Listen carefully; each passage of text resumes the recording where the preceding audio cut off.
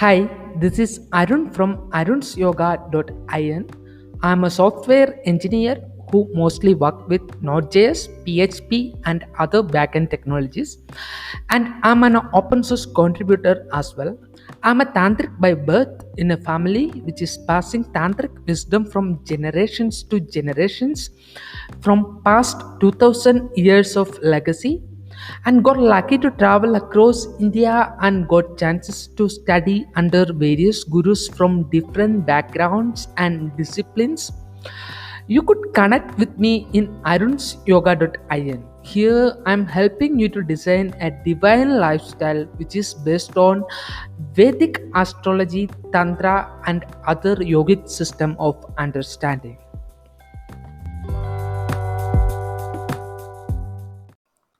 Hello and welcome to our new episode of podcast. Today's podcast we are having a guest. Her name is Satyama, and in this particular podcast we are discussing about her latest book, The Tao of Tantric Yoga.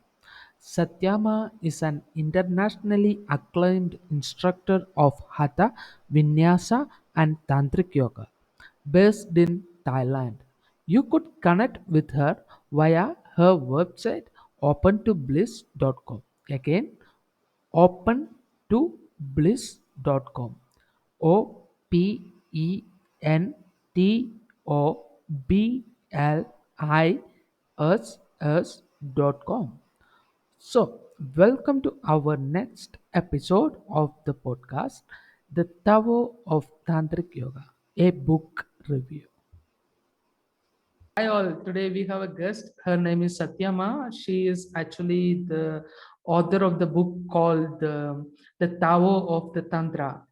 So here we are discussing about the particular content of this book, which helps you to get more into your You tantric way forgot of. this part, the Tao of Tantric Yoga. Oh yeah. The yoga is Ta- a very important part. it's quite good work. Like it has a lot of information about tantra and her journey of the path of tantra. So how many years you been on the path of tantra? I would say like 15, I would guess. I became a yoga teacher when I was 28, and now I'm 48. So I've been a yoga teacher for 20 years, and then like coincidentally, I would say on this path, because as you study yoga, your consciousness like naturally raises. I hope this is the same for everyone. It did for me. And then I went really on the path of dhyana or meditation and was looking at that for like solid a good 5 years of my life. And this is when I also discovered Osho. And in that time, I was already tantric, already very aware, but I don't think it was actually like, oh yeah, I am doing tantra or something like this. It was just naturally happening, which is really essentially what the content of the book is about, or how people can approach it. But you can also go like tantra into yoga or meditation into tantra. It's many ways, as we know, to come about a spiritual path. Yeah, different for everyone. So what do you mean by Tao? Like we know it's a philosophy. Tao is a philosophy. um, how do you approach it? Like if we see the tantra, there is a path in Kashmiri Shaivism, in Indian mythology, and there is traditional Buddhist tantric work is there in Buddhist philosophy, and now you are talking about the Tao. So what do you mean by that? Yeah, because tantra, as you know, is quite big and complex. It's like yoga, it's like, how do you really just describe this in an hour or in 5 minutes? But the Tao is really the way. Like, this is what the definition of the Tao is, the way. And so when you look at like, okay, I'm going to look at tantra via Kashmiri Shaivism, or via Tibetan tantra, or via neo tantra, what I tried to do in the book is try to put all of these different paths together so that people can understand and choose what path works for them, because some people just want to go meditation path, some people want to go tantra sexuality path, and some people want to go tantra in whatever, a very classical way. And so I try to combine a bunch of different approaches, meaning the Tao. And also there's a lot about Taoism in the book, so that you look at, if you know Mantak Chia's work, doing some circuiting of the microcosmic orbit, for example, or purifying the organs in the body so that you can be a pure channel to understand and to practice Tantra. That's the Tao. So in India, especially the southern part of the India, we have a tradition where the Lalitambika, she is the goddess of the Tantra, the central of the Tantra, which we are actually exemplifying through the Sri Chakra. You know, the yantra which has some diagrams on that, Sri Chakra. And here what we do is like, if we come into an orgasmic place where we are actually the merged into the truth, we can actually help other peoples to uh, do their things. Like for example, they have a lot of problems in samsara, like they want to get married, they want to get something else from the life, and they want to get a job, or many problems are there, traditional people. So once we have submerged into the truth, and it's a constant orgasmic experience, like it's so deep and meditative, and we call it as samadhi. In yogic terms, there is a term called samadhi.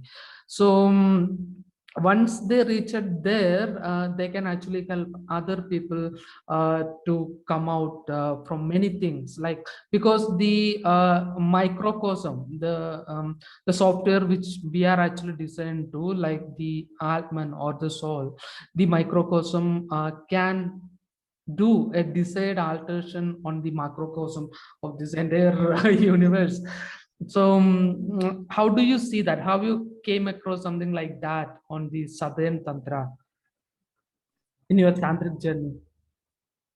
Yeah, I mean, you can look at yoga and tantra in this way, and that there is a microcosm always associated with the macrocosm. So you as the small self are a part of the big self, or you as like your lower self can also go into your higher self, being the Atman and the Brahman. So if you look at life in a very big picture way, or in a Taoist way, or in a way where there's no individual, as we are all connected, I would say that's how I look at it. If you look at like life in the big picture, and it's this kind of like, if you've ever seen that infinity sign, you know, there's no end to life. It's just like, what is the quality of your life? And so I like it when you say, you know, we want to have this orgasm constantly. Yeah, like that would be the ultimate way of living, right? It's like, I'm having an orgasm constantly. I'm happy all the time. I'm like blissful. And essentially, that's the path. The path of meditation is like, wow, I reached samadhi, I reach enlightenment, and I am very blissful. And this is, I mean, for me, and I think a lot of people also that I teach, it's like, well, why do you want to go into Tantra? Well, of course, I want to reach this multi-orgasmic state which never ends. And it's not so simple as that. It's essentially like the state in the mind. Can you be happy basically all of the time? Can you have this bliss that you have never been able to explain before? Because basically you are ascending as your consciousness ascends. And so you didn't know how crappy your life was when you drank and you smoked and you did unconscious things, and then you discovered Tantra, or you discovered someone that introduced you to Tantra, or you discovered yoga and you started to clean up your life, and you discovered meditation, and you're like, wow, my life really became better on the subtle levels. But it's really only going to happen if you practice it. Like all of these things that I'm talking about in terms of what is macrocosmic, start with you as the individual, and then the more that you break out of like the selfish you, start to give to the collective or give to the community at least that you live in, the happier your life will be. And you don't realize that until you do it. Yeah, that's the way I see it. So also, you are talking about many different communities which actually practices tantra. Uh, it's a way of life. And what are the challenges you been faced while you are into that kind of community, like where the sexuality is open, the open relationships are allowed, and there is no compulsive sexual disorders, like, you know. So you are living in such a you lived in such a community where people are consciously alive. What are the challenges you've been facing there? I mean, community is a it's your whole life that you look at it in the microcosm and the macrocosm. It's you, and now I live in a community, and I can be an individual. You try to be an individual as much as you can, a helpful community member, because when you have more people, the results can be better. You can go way further as a community than you can yourself. And so this involves a lot of experiences with your ego, as meditation does. So sometimes you need to be like, okay, this isn't about me, and I do it for the community. And that can be eating your humble pie, I would say. And that, maybe you have all these skills and these beliefs and ideas of something that you can do for the community, and they really don't care. So this can be challenging because your ego is like, I want to give this and this, and at that time maybe the community doesn't need any of that, and they need you to go work in the garden, for example, and that's what the community needs, or that's what you need to do because somebody's telling you to do that, and you're not in power, you're not the leader. Like, this has happened to me many times. So a lot of times I love being the teacher or the leader or the visionary, but what if I'm not? I'm not in that position. I'm the one that entered that community because I wanted to have that community experience, and I need to do what that community is doing until they trust me, and that can take a very long time for a community to trust an outsider, somebody that doesn't live there. And I've never been a resident in a community where I live there all the time, because there's still this, I want to try this community and see if this community is right for me. And I've never actually dove in. So the other thing that you were asking about would be, what happens when you're in a community and the belief is that you are open. Free love is very much a hot topic for the spiritual circles and people that want to live alternative lifestyle, and they are rebels and they want to be free. And this can be also very challenging for the ego. For example, for me, I want to have a partner, I want to have a committed relationship, and at the same time, I need to be free. I need to be honest. I need to express that maybe I'm attracted to another person, and I don't want to have my societal conditioning impact my relationship or my relationships. And when you're in a community and everybody is like, wow, amazing, lots of great energy, beautiful people.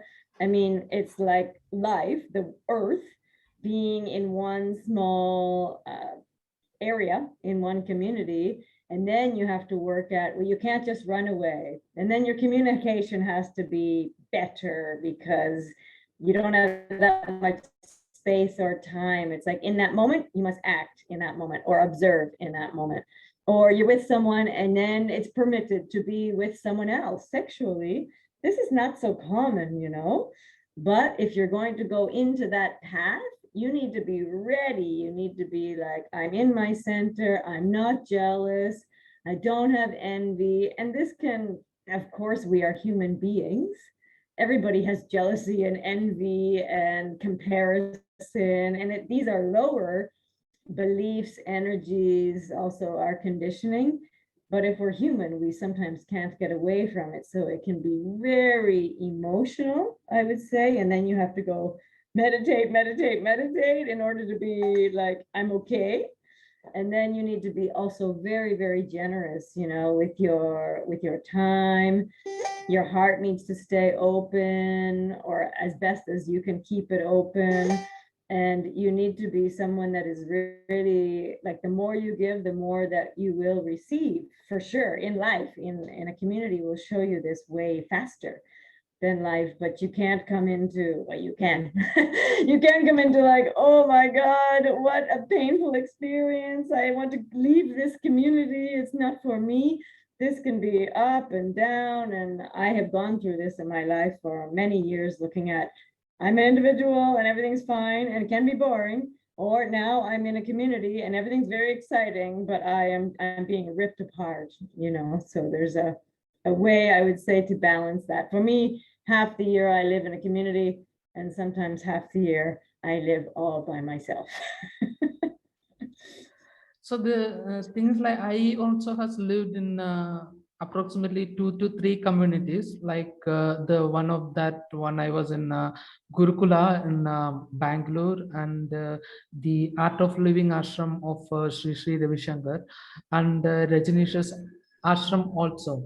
See, the one challenging part is like when I am talking to a woman, especially in Rajneesh's place, there is the second time the other women, the more beautiful women will come across, so I'll go and talk to her. So this is because this has become a problem for the women which I was being with. She will spoke something else, why are you, so this is a psychological effect. This is actually can't go out from the human beings. Like there will be always social conditioning, the way they how came across, stuffs like that. um so for example, the ISKCON community, you can see that there are brahmacharis are there also there, and also non-brahmachari samsaris, which they have married to some particular women, and they started families and things like that in ISKCON, International Society for Krishna Conscious.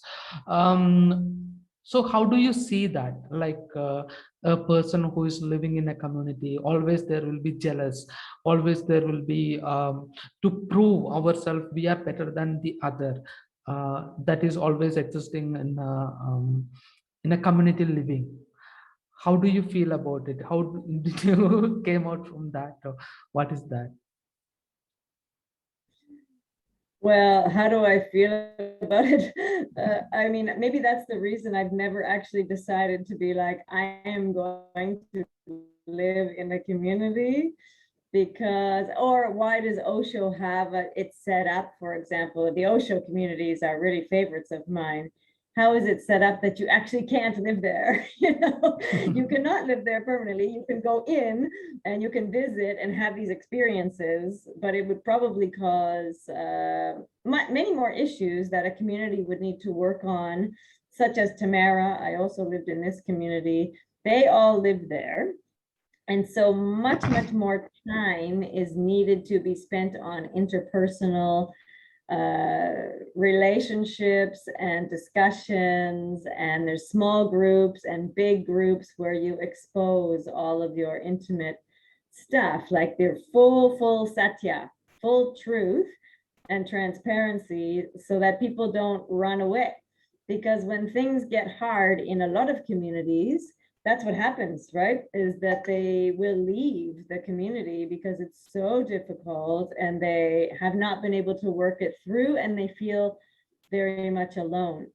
So I've seen, you know, here's a play community. I would say this is Osho, come and go and come and go.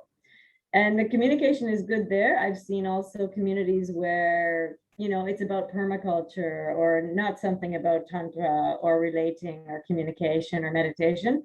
So these communities will often fail, like the first 2 or 3 years of setting up intentional community without a way to resolve conflict.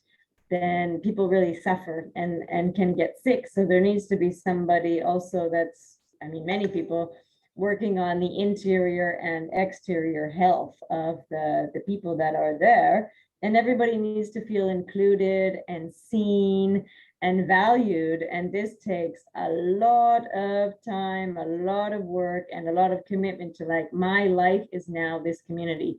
So people really need to dedicate their life to it. And I consider it for sure, because it's such a beautiful thing to be part of something bigger that's working towards peace and love, as opposed to what is the rest of the world doing? They're suffering because they don't have enough love, they don't have tantra, they don't have meditation. They're just like, so much conflict, and we go to the fighting because that's really the, I mean, to say it bluntly, that would be the masculine way of doing something in the world, to have an egoic impact, or to have power or control. I mean, everything is about power, control, and money. But when you put all of those kinds of things aside and you realize that it's actually about love, and that would be what I say the book is about. And how do we see it? If we're all going for love, then conflict gets I guess resolved, because you either surrender or you don't. So you surrender and you suffer and you deal with it, and you see the positive in everything, or you fight. And with fighting causes it causes pain, you know. So you learn to, I would say, soften, to appreciate, and to include. That's how I see it. And families, yeah, possible also to have a family, but then also how to integrate families into a community. And that can take work, because then the whole community needs to be part of raising that family. Because what if some people want children and can't have them? What if the parents want to do other things, but they don't have no one to look after the kids? So there really needs to be like, we're going to commit to having this be a multi-generational community that will keep going. Tamara, for example, has been going for 45 years. So it really works. So the one thing is like the problems which kids are facing, those who the offsprings, those are grown up in that particular community. For example, I have spoken to younger generation on ISKCON. It is very hard for them to live outside on the society where the manipulation is occurring, and they can't actually compete with the peoples those who are outside of this particular community. So how do you see that the kids, those are grown up in Tamara, there are kids are grown up in Tamara, right? Yeah, yeah. So how do you see that? How do they feel about the outside world where they are coming out from the? Well, I mean, I'm not a child that grew up at Tamara. You might have I spoken to would say the kids. you know, my observation is you probably stay in the community because that's what you know. And when you do go out, it would probably be shocking. Like, how do you make money? How do you deal with other conditionings that you don't know about? Like, you think everything is open, free love and not jealous, and everybody works without money. I mean, it's a really big change. And I've known, for example, one guy who grew up in Tamara, then went out, and then came back because he's like, you know, my preference is that there's not jealousy and fears and all of this kind of thing. And it's better for me to dedicate my life to the community in a safety net, because the rest of the world is actually, I would say, harder. Like I'm in Tamara, that's a safe bubble and everybody's taking care and that everyone is seen and looked after. But when you're outside and you are just you, or you and your partner, or you and your family, I mean, you become more selfish. I need to make money, I need to survive, I need to take care. And so that comes into like you as the community. Whereas if we look at Tantra, which is what we talk about here, it's actually what is the collective, what is the best for the collective. So you can see a community as being like a microcosm of the collective whole entire world. What would it be like if we are all in communities, as we used to be? We used to be in tribes, right? Because we didn't have planes and trains and automobiles to go, so far as we can go now. Is like, you take care of the small group that you are in. And that can actually happen right now in this pandemic that we have. Like there's much, much less travel going on.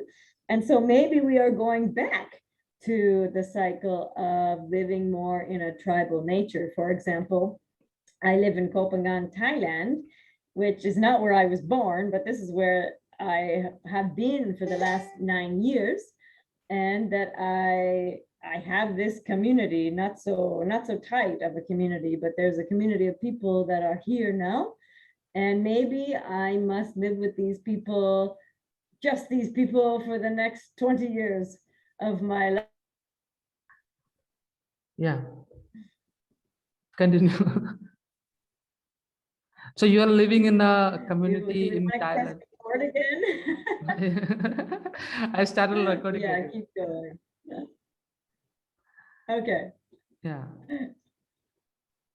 So you are living in a community on Thailand. That's where we're speaking. Well, I mean, we call it like Copenhagen Conscious Community, but as far as my own very long study of intentional communities, it's not so community. I mean, it's a bunch of people from all over the world living here, trying to do their thing with either, yeah. Yeah.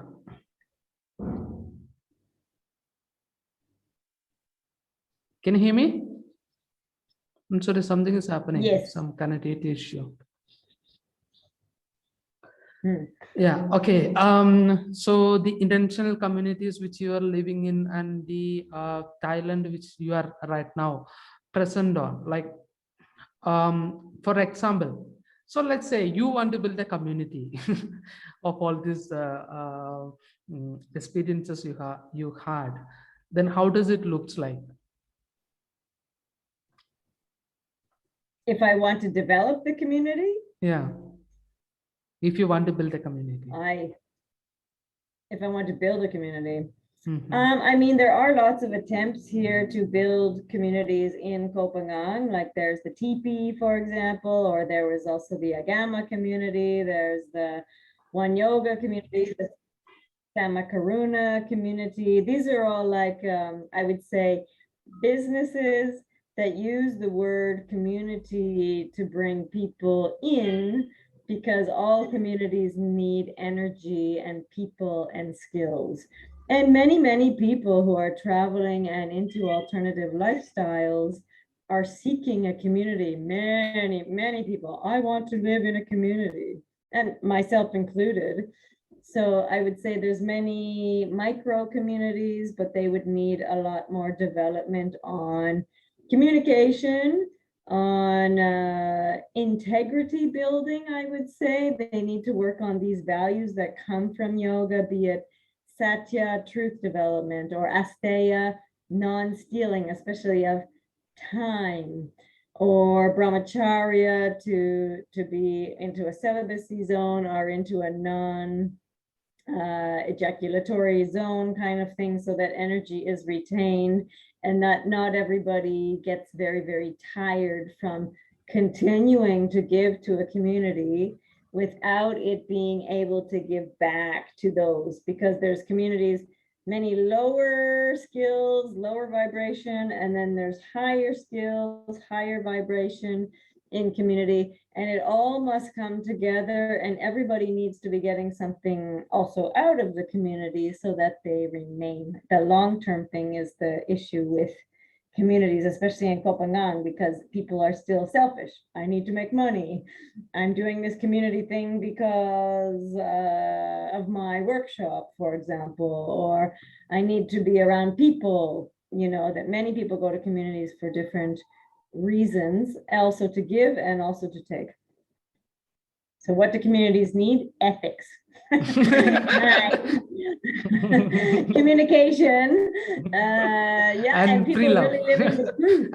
And free the love. Communities need the truth. And free love. And free love. Yeah, I mean, people will leave communities, of course, because if your personal need is not being met, you know, like if you are not touched and loved and having great sex with someone, for example, people will go and try to find that in other places. It's very, very important for the humans. And humans don't talk about it a lot. They will just leave. Like, I'm not happy here. I have no one. I go search somewhere else, and they will leave. But essentially, underneath all of the stuff that is what makes up a human being, the essential, personal, intimate nature of the human being needs to be met. And this is why Osho remains as a community, because of free love.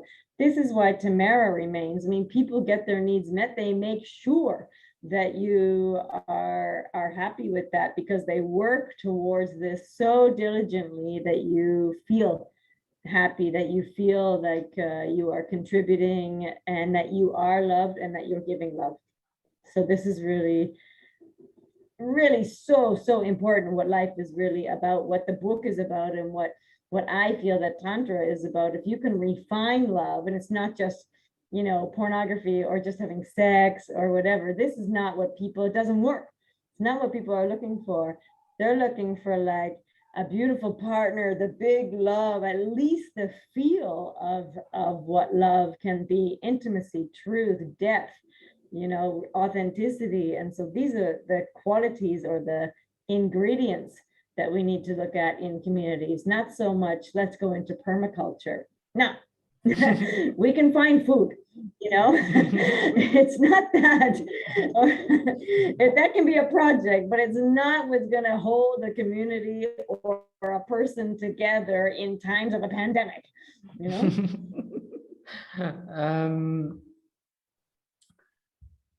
So you're speaking about the jade eggs, yoni eggs.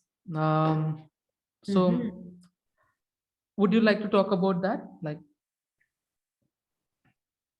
yeah, I mean, this is for example, let me talk like, you know, in India, the Southern Tantra, where we see the goddess mother as the sender, I mean, the goddess. I mean, the tantric communities which is being developed in southern part of the India is mostly centered on women. We see the women as the center, and the tantra has the very important part of the women goddess. Also, most of the temples here, especially Kamakya and things like that, I mean the northern part of India, we worship the yoni, do pujas on yoni and worship the yoni, and the menses is being celebrated on those temples, because goddess is becoming ready to reproduce, so it is become like a happiest moment for the all the bhaktas around there.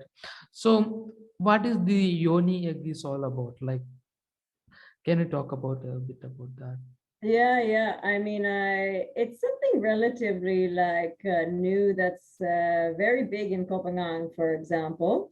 The yoni egg is really meant for, or the jade, it's in jade, but it can also come in obsidian or rose quartz. I mean, different high quality stones that you can actually insert into the yoni for the health and the purification of the most sacred part of the woman or the goddess.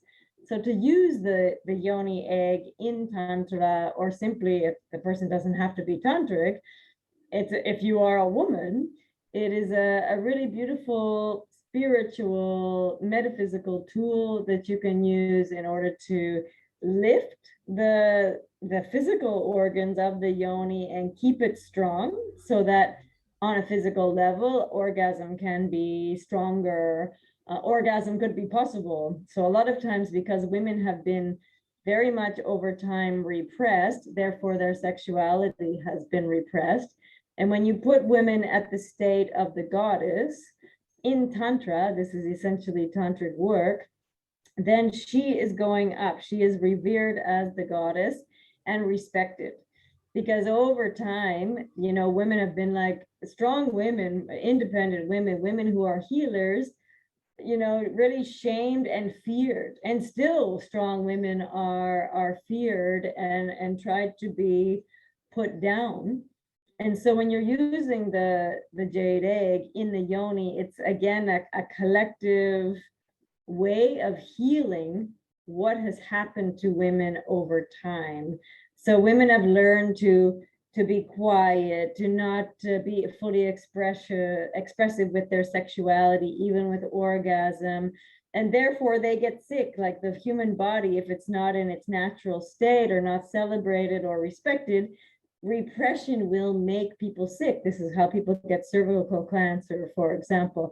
And so the use of the jade egg in the yoni, and it's a jade egg practice, would be ask the egg, like, what is it that you need? Do you want to go into the yoni right now? I mean, the women's intuition will be a direct association with the jade egg, because there is an association with the mind, higher consciousness, and also with this very sacred part of a woman that has not always been revered.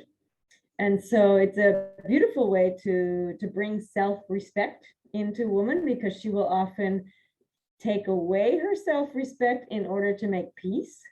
And so it's a way for the feminine to come into play. And we can see it happening now, jade egg practice, or, work with the breasts, opening the heart also on a physical level, can have such a collective way of healing what has gone on to women over history. And women slowly, especially in alternative cultures, are building up that leadership. And I believe, in my look at it also, that they will take over leadership or take over control, whatever you want to call it, in all of the world, so that war is stopped and that love is put into the place of war. But the healing is really what is happening now, because so many women have been abused or raped sexually, and so the jade egg can be one way of healing what has gone on in the yoni when women are misunderstood, or if they're not respected, or even a lot of damage has been done from pornography and having people learn what sexuality is because nobody teaches. It's like, okay, now I go look at pornography, and that's what I think that sexuality and Tantra is. But this is such a misnomer, It's just because people are not aware of how beautiful love, Tantra, sexuality can be. And they take it as like, that's what I learned when I was 15. And now that's what I'm going to do because that's what woman might really want. And because woman is just like, I don't know, I shouldn't say, I'm not fully empowered to say, no, this is not right or whatever. She takes on the pain of the world or of the masculine in a sexual way. And that can cause a lot of reverberation in terms of what has happened. And this needs to be healed slowly. I think every woman has probably experienced the pain of not being understood as a sexual being or as a spiritual being. More importantly, is like when woman really feels trust, respect, love, she will open, the yoni will open, she can have many great orgasms, all of this, but it takes quite a bit of investment with the emotional body so that the feminine or the deity in her trusts Shiva, or the deity that is representing the masculine. So this is the jade egg. I love jade eggs. So how do you use it, like jade egg? Let me grab mine.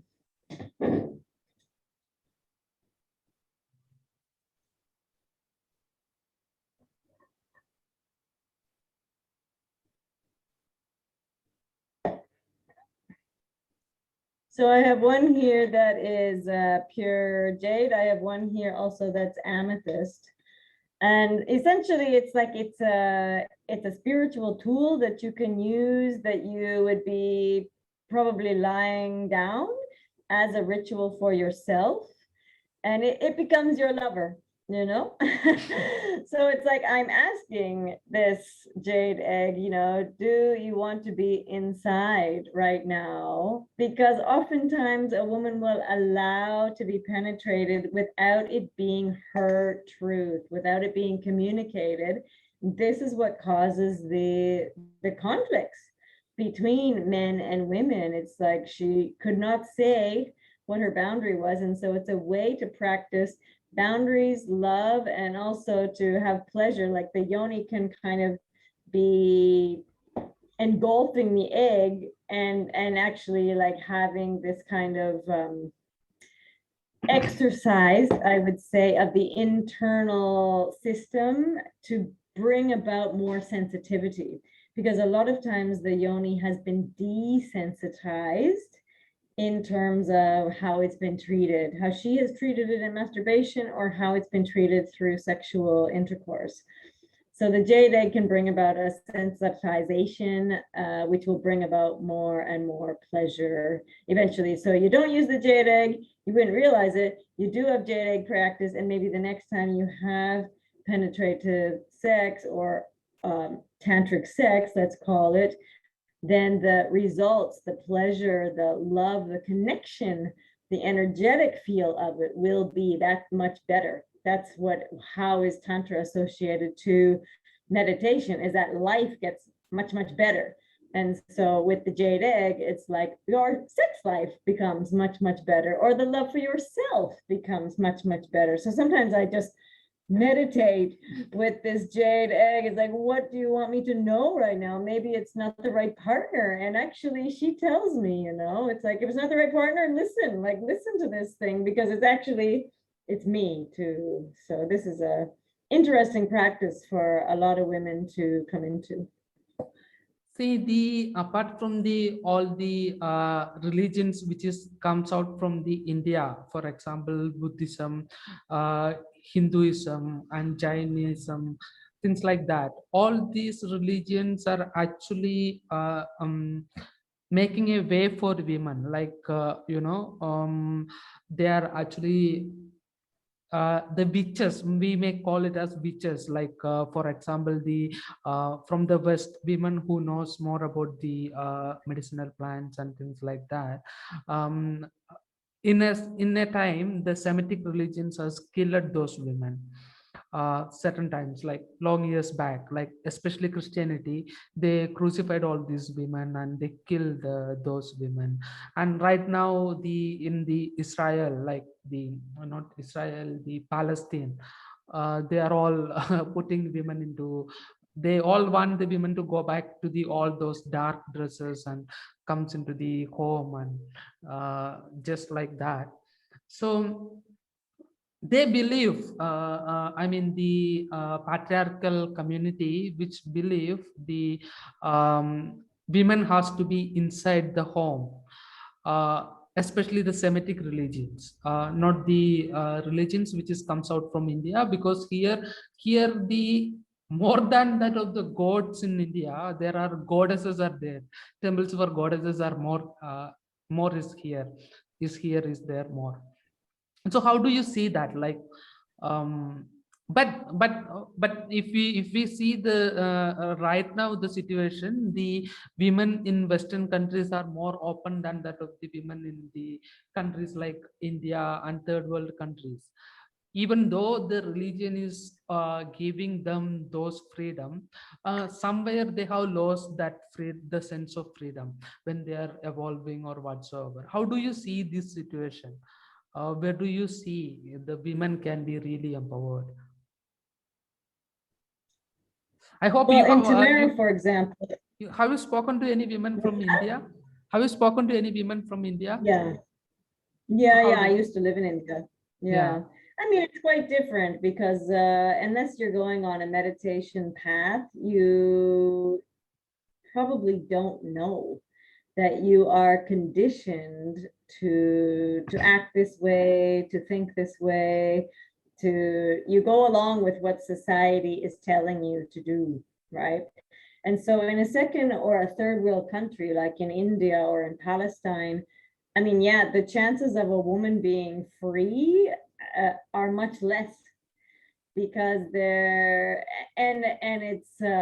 it hurts my heart for them, and also makes me very grateful to be I guess karmically gifted enough to be a woman born in Canada, which would be one of the highest level countries in the world where I can actually be free to speak about this kind of thing.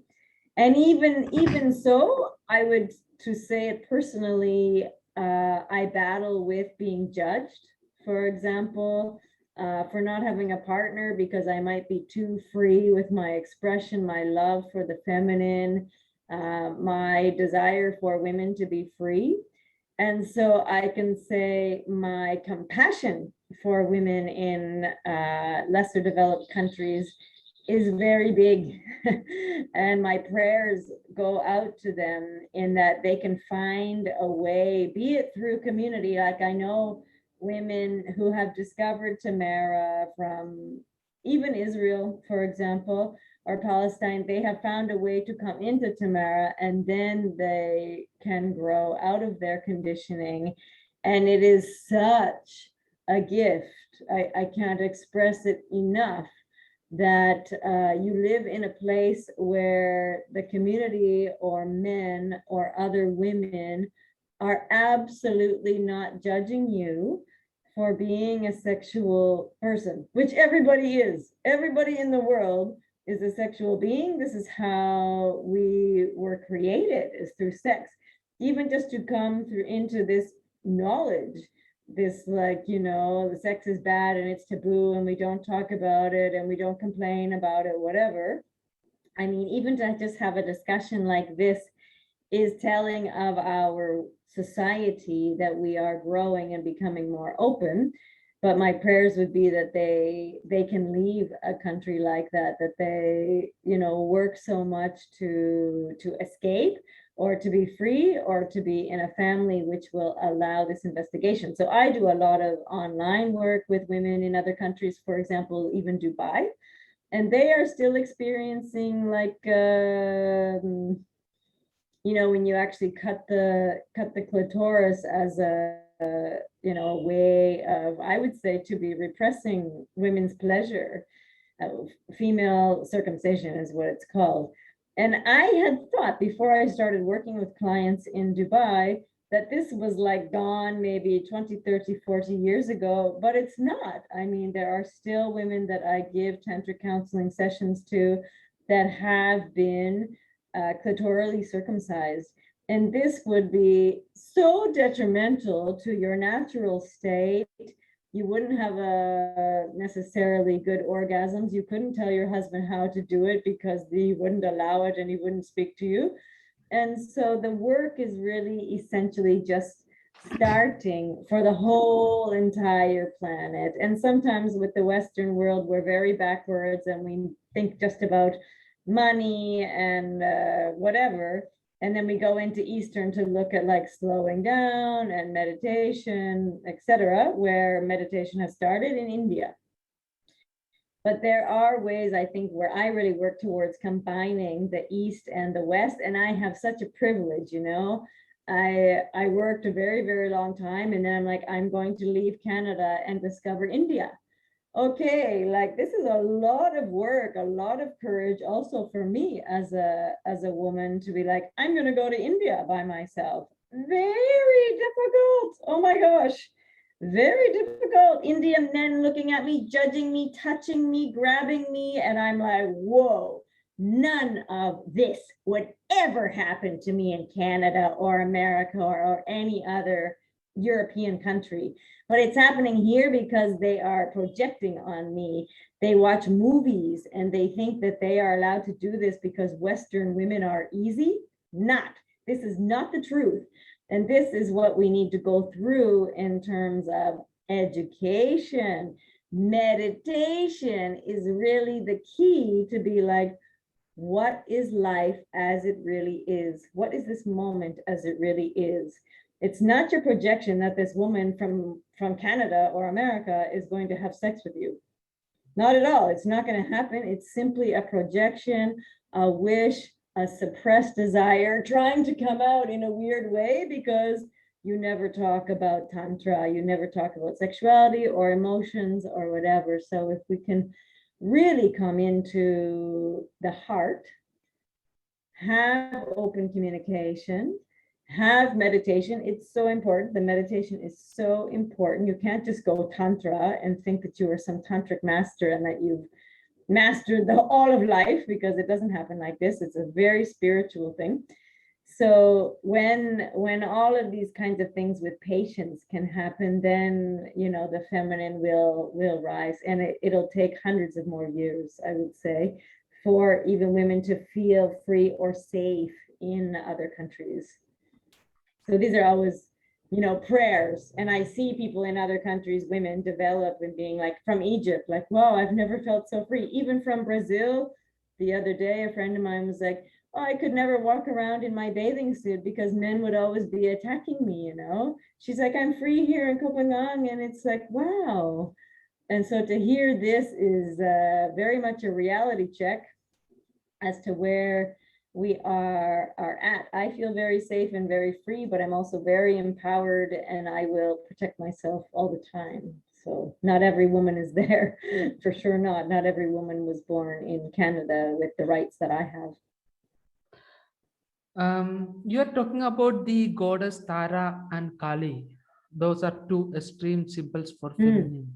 So, what is that? What do you trying to say about the goddesses Tara and Kali? So, the Kali is actually comes from Well, the philosophy of the Sanatana Dharma, and the Tara comes from the philosophy of Buddhism. Yeah, there are 64 yoginis from the Sanatana Dharma philosophies. There are a lot of women, like there was a woman, she was roaming around in India without wearing any dress, just singing about the um, um, goddess Shiva. Her name is Akama Devi. She was not used to wear any dress or whatsoever, like, because at a moment, like when we go into the deep nature of the samadhi experiences, we lost the body consciousness. So that is the reason why she went in that way. So what do you trying to put out from these two goddesses? Those are from two different philosophies, two different religious philosophies. One is from Buddhism, one is from Hinduism. And what do you want to say about that? Why did these two women especially? why are these in the book? Yeah. Yeah. And why only these? Yeah. You can go into the 10 Mahavidyas, but why only these that I chose to be putting in the book and to write about them? Well, I mean, we talked about the Tao as the way. And so it's like, how do I bring this book into a conscious place where we can try to understand what Tantra is, because it's so misunderstood. The use or the work of the goddess, it can be very esoteric. And sometimes if you're like, I just want to learn about Tantra, and now you're teaching me about Tara, it's like, I don't really get it. But it's quite important, because every woman, I would say, and you make reference to the fact that, the body can dissolute. And so the essential nature would be the quality of Tara or the quality of Kali.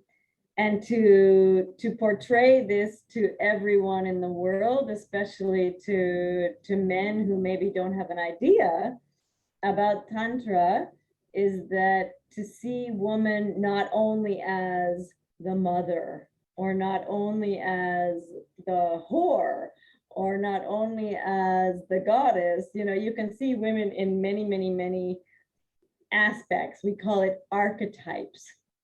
And so when you look at woman as having all of these archetypes, mother, child, prostitute, like whatever it might be, I looked at like, what are the main ones? Okay, Kali is the one that is going to cut your balls off if you are not respectful. If the masculine does something to the feminine and the feminine garners in her power, eventually that element of the woman, which is in all women, will come out and she will cut off your head. You know, every woman I would think knows what it's like to cut off the head of a lover, because she's finally had enough and she just says forget it. And so this would be the element of Kali, but it's much more complex. Also, it's about time and darkness and, you know, real self-love, I would say. And then there's the other goddess, which would be the other extreme to me anyway, which is Tara. And this is the pure, the Virgo, the virgin, you know, the mother, the caregiver, what everybody comes to when they need to be held and understood and seen. And so I just tried, because there's so many goddesses, especially with, you know, Hindu Tantra, for example, and they all have different qualities. And we all, as women, go through all of these phases of life. And so what happens when I'm in a phase of my life when I'm out of the phase of, you know, being the maiden, but now I'm in the phase of being the mother. And so what is this phase like for me? I give more. I write a book. You know, I take care of people that are younger than me. I give sessions to women that need more help along a spiritual path or to resolve sexual issues, which every woman will experience. And so it's very deep work to come into that and to respect every archetype. So this is what it's about. And it makes it's a big gathering of the mind to understand the qualities of women. But when all the qualities of women are understood, we have more peace, we have more love in the world, because woman fully is love. It's just the fact that you need to see it, you know, and not be like, woman is this is my wife, you know, and she can't be seen as a sexual being because this is my wife, or this woman is my daughter, and she cannot grow up because I can't handle it. Like this, I'm speaking as a potential man right now, in how he can just silo women, but women can't be siloed. They are the energy of creation, of Shakti. Like Shakti is absolutely everything that can make the world happen with Shiva. So for example, and now you are talking about the seven chakras and you know, the sexual positions which is being associated with these seven chakras in your book. Also, when we come to the Kama Sutra, so-called Kama Sutra, that is comes from India. Um, so there are a lot of postures is being discussed in Kama Sutra. Also, if we see the Khajuraho temple, the walls of the particular temple is being decorated with a lot of sexual postures across. Yeah. And if we see the astrology, that is the one of the Tantra Vidya, I will say the application of the Tantra, that is Vedic astrology. Like you are finding out some problems are there and you can solve that. In that also there are sexual postures is been associated with this particular thing. Most of the astrologers don't want to talk about that. Like in India, they are not into really into astrology. They talk about something small problems, because the astrology is a science. It is an engineering science for the fundamental transformation to take you into the center. So that is what the actual astrology is all about. It has a very big books, like we have to study all that to become um, an astrologer. And they say that a rishi means somebody who has seen, is only capable to practice the astrology, like because he is someone who has actually realized he is neither mind nor body or nothing. He is nothing. Went into so somewhere. You talks about the seven different sexual postures and seven different sexual postures in your particular book. So Can you talk about that? Why did you added this seven particular sexual postures into your book? Well, sensationalism, of course.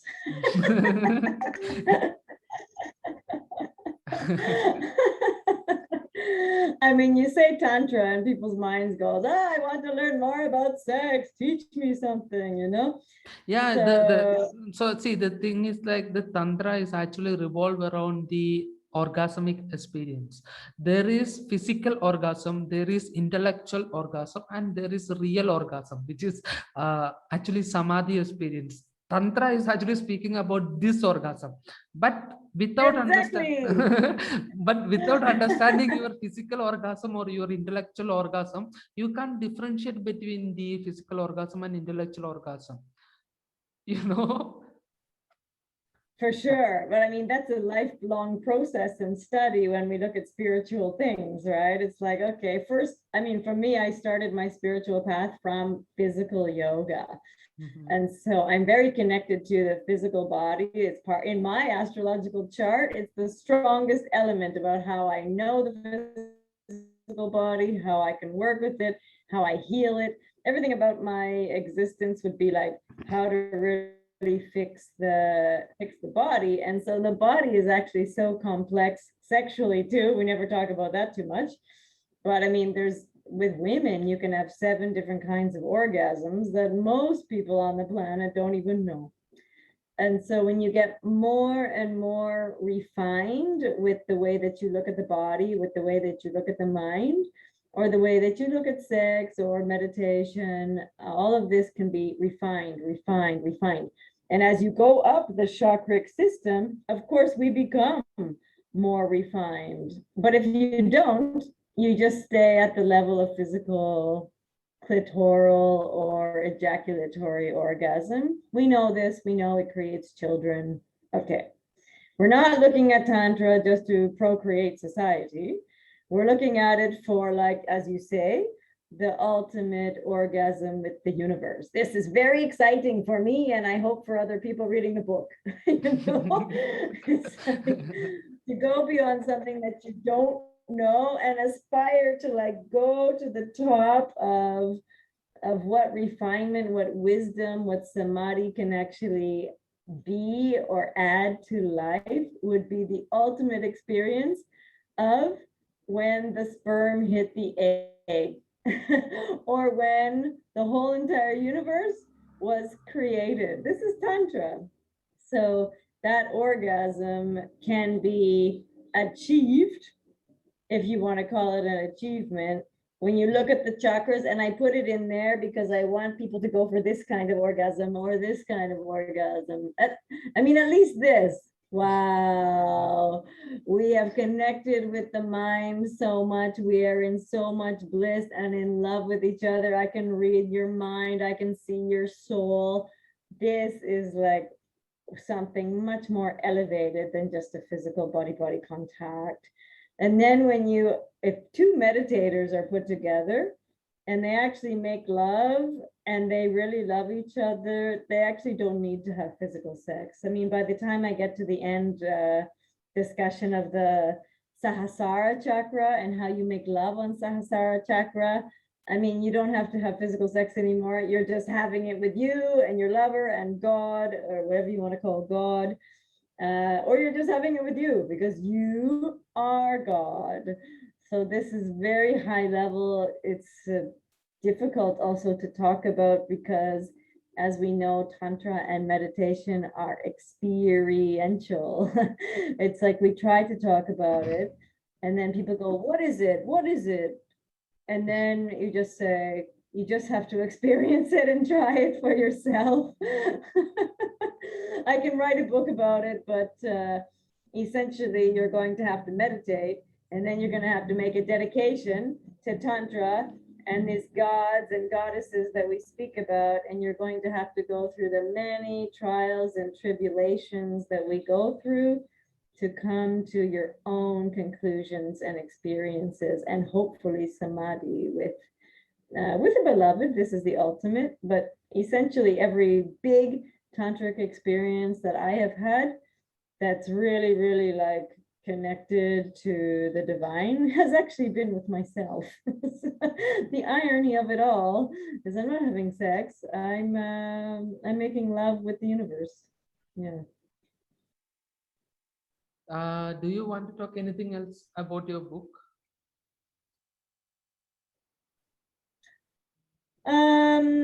I want to show what it looks like again, if I can, so that you can see it.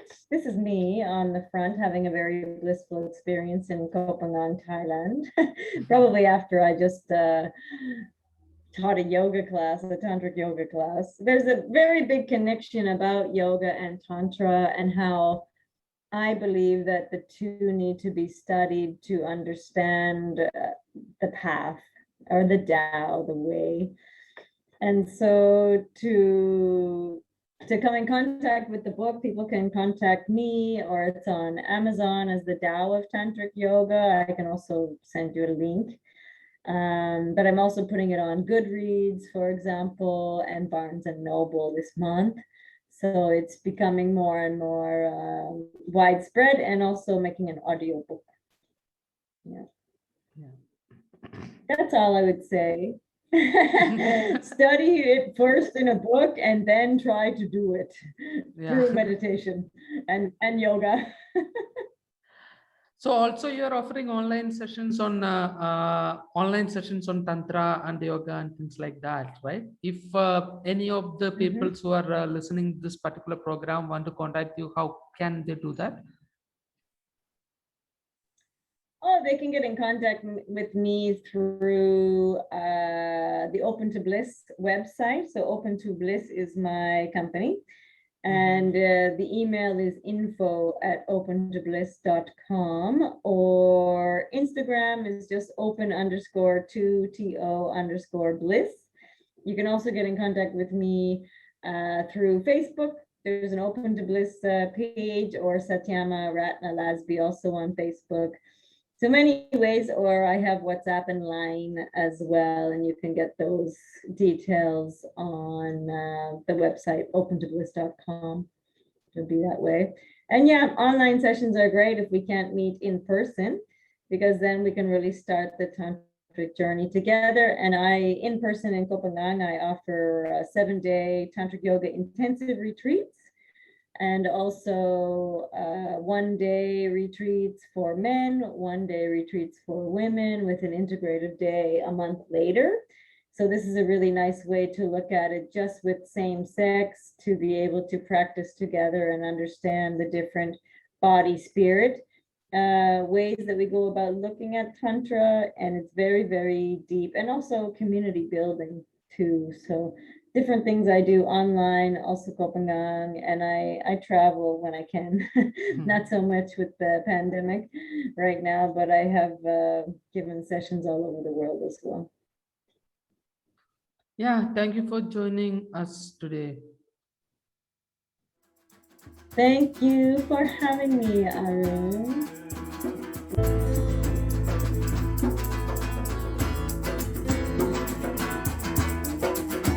Thank you for listening to my podcast. You could connect with me in arunsyoga.in, where you could see my contact details, including my phone number, my WhatsApp, and email ID. Stay tuned for more exciting episodes.